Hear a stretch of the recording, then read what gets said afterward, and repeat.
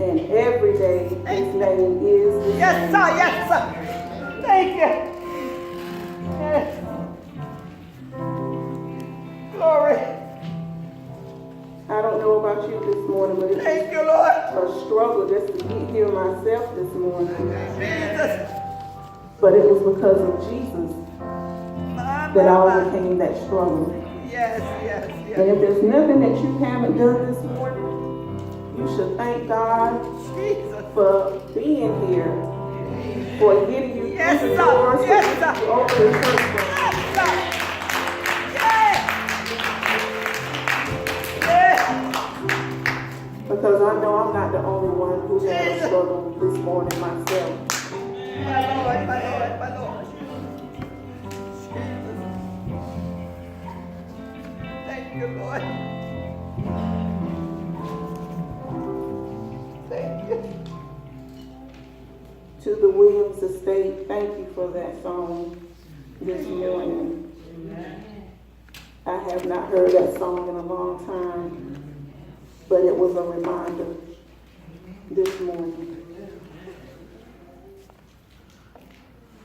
In the absence of my husband this morning, he sends greetings.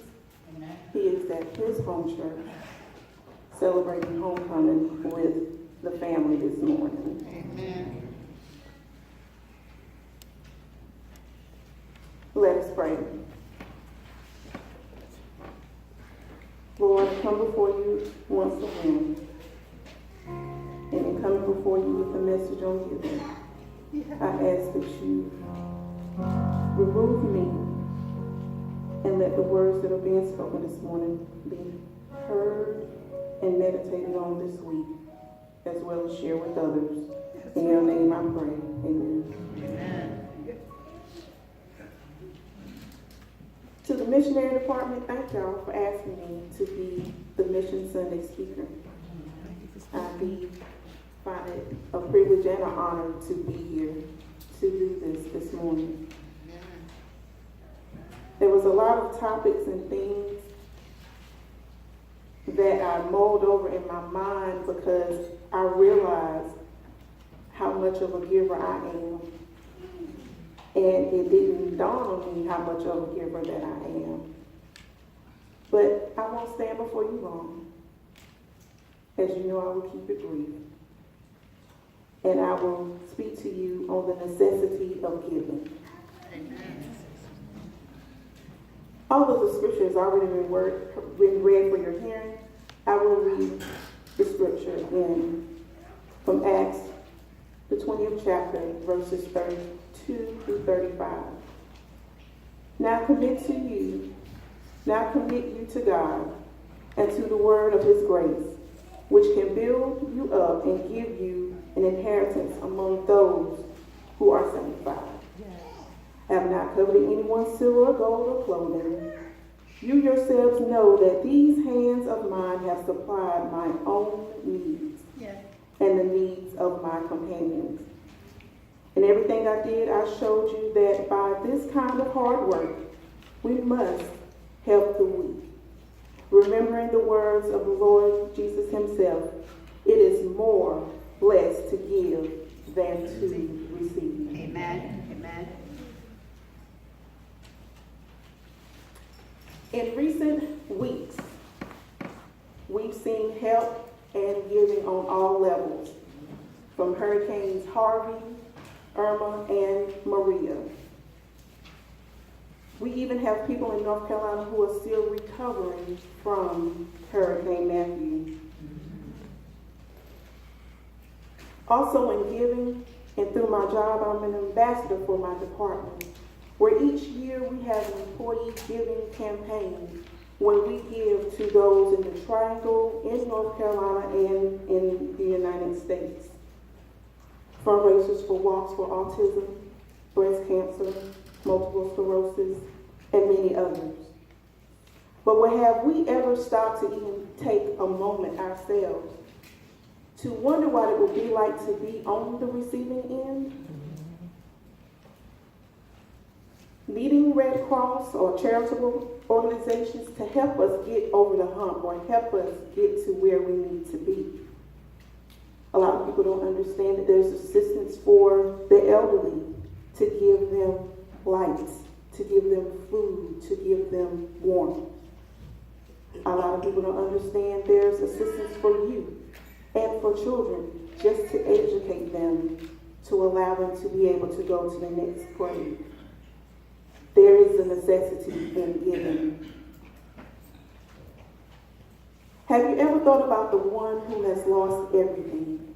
The one who showed up at their homes after Hurricane Harvey and Irma and Maria to see all of their worldly possessions on the curb. The way we live now, sometimes we lay down and don't even think about that could be us. All right. And it could be us at any moment and in the twinkling of an eye. Yes. Therefore, we must be prepared to give and help others. Amen.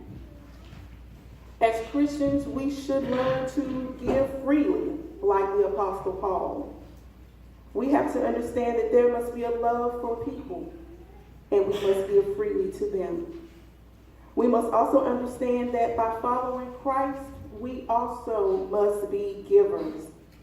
And give, you may ask, give of your time, your talent, and of your love.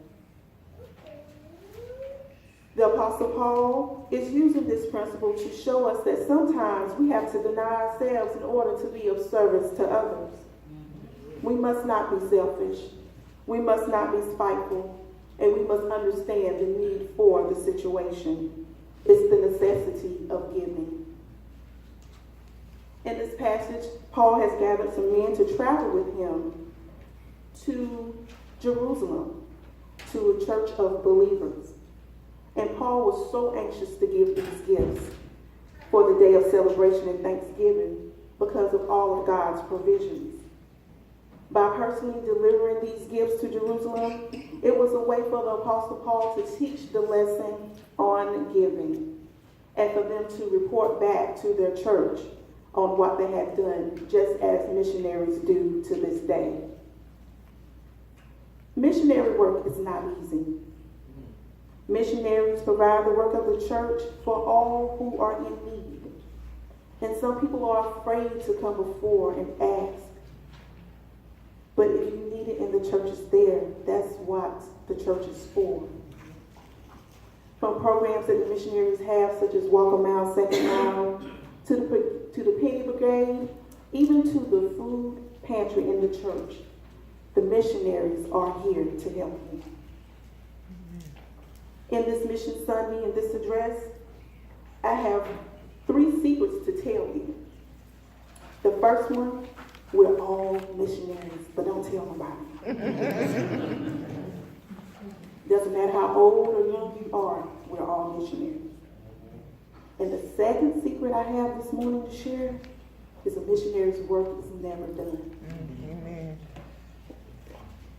And there's one more secret to share this morning. Someone will always need a helping hand. But don't tell nobody I told you that. Let's keep that between us. When I was above a promise, many eons ago, and children have to be taught at an early age how to share, which reciprocates on how to give. Sharing leads to giving. And the goal of the church is to teach and equip our youth to be missionaries. When I said a missionary's work is never complete, as long as people are alive, someone will be in need. Amen. Amen. The work of a missionary should be a rewarding task, not a daunting task. And the work of the missionary is precious. The work of a missionary is in giving, and their task must be carried out daily. Although it hurts sometimes to see others hurt, they share their hearts. They wear multiple hats, and sometimes they have to speak a word over themselves in order to help someone else who is hurting. There is a need in giving. And also on this Mission Sunday, we are all called for a purpose. In giving, we should not be selfish, and we should not give grudgingly. But there are 3 points to remember this morning in giving on this Mission Sunday. We all have a gift to give. Like the men who were traveling with the Apostle Paul, it's important to understand that we must give of ourselves. Missionaries sow seeds, reap, give, and give again. And it should be given unto you. As I said, food, clothing, and shelter are all a part of giving. Being able to give is a blessing within itself. Amen. Another point to take away today is to be a resource. If you have information to share, don't sit on it. Amen. Share it with others, because you never know, it could help someone, just like a testimony. Giving doesn't always have to be financial, but you can give of your time and your talents. Someone may need a ride to the doctor. Someone may need a ride to the store. Someone may just need that phone to ring to let them know that someone does care. Amen. Being a missionary is a necessity. And another point to leave today is love, because God loved us. Amen. Amen. And as it states in John 3:16, for God so loved the world that he gave Yes, yes. his only begotten Yes, Son. yes. Amen. If he gave his Son for us, Yeah. for us to do something so small as take someone to the doctor, Mm. we can do that Amen. and do it wholeheartedly. So we know that the Great Commission is for us to love one another. And none of us are perfect, nor will we ever be. Amen. But by loving one another, it's essential, and especially essential when we give and give genuinely. And when we give genuinely, it is felt. And when we give grudgingly, it is also felt. As it states in 2 Corinthians 9 and 6 and 7. But this I say, he who sows sparingly shall reap also sparingly, and he who sows bountifully shall reap also bountifully. So let us give with a purpose in our hearts, not grudgingly or out of necessity, for God loves a cheerful giver. Amen. And we must understand that as God blesses us, we're not to sit on the things that he's blessed us with. We have to go out and share those blessings with others. He's given it to you for a reason, and he entrusts you for a reason to give of your time, your talents, and of your love. One of the greatest quotes I heard from our last president in office, actually from his wife, First Lady Michelle Obama, and I will read it as such. Our greatness has always come from people who expect nothing and take nothing for granted. Folks who work hard for what they have, then reach back and help others after them. Please remember this morning that it's important to reach back, because somebody helped you get to where you are to this very day. Somebody gave you a chance. Somebody gave you an opportunity to be where you are today. Amen.